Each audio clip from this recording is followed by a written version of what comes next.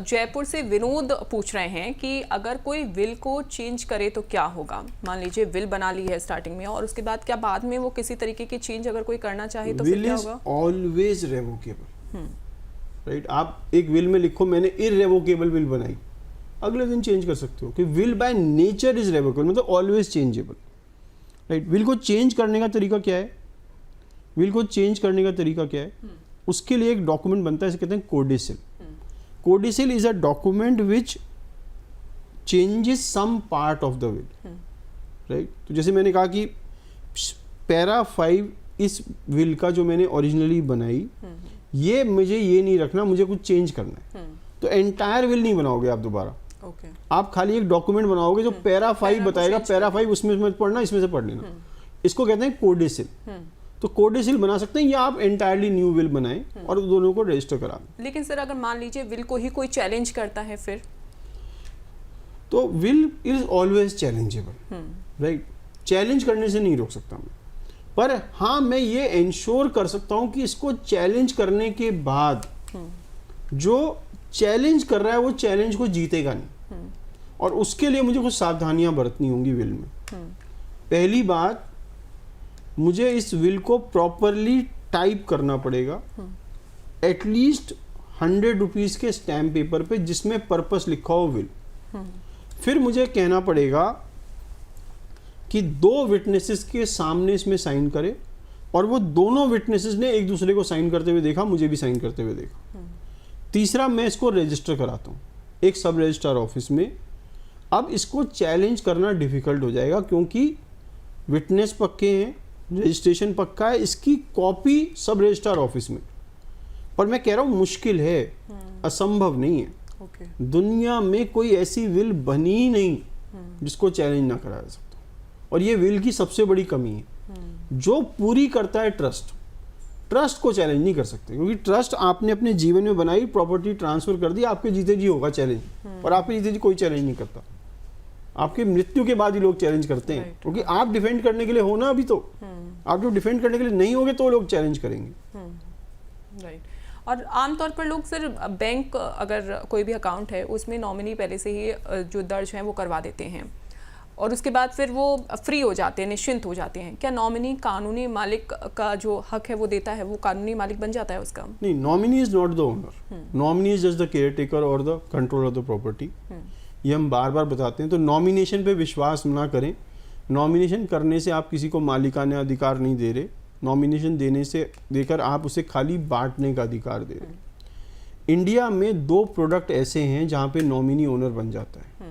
पहला है life insurance policy, क्योंकि 2015 के अंदर बेनिफिशियल नॉमिनी आया। अगर आपने नॉमिनेशन अपने स्पाउस, पेरेंट या चाइल्ड के नाम किया हुआ है लाइफ इंश्योरेंस पॉलिसी में, तो वो कानूनी रूप से नॉमिनी ओनर बन गया। और दूसरा है PPF, public provident fund. Public provident fund में भी नॉमिनी ओनर बन जाता है। इसके अलावा जितने भी प्रोडक्ट्स हैं इंडिया में, financial, non financial, including fixed deposit, bank accounts, mutual funds, bonds, demat accounts, society flats, इन सब में नॉमिनी खाली केयर टेकर है, ओनर नहीं है। ओके, बिल्कुल।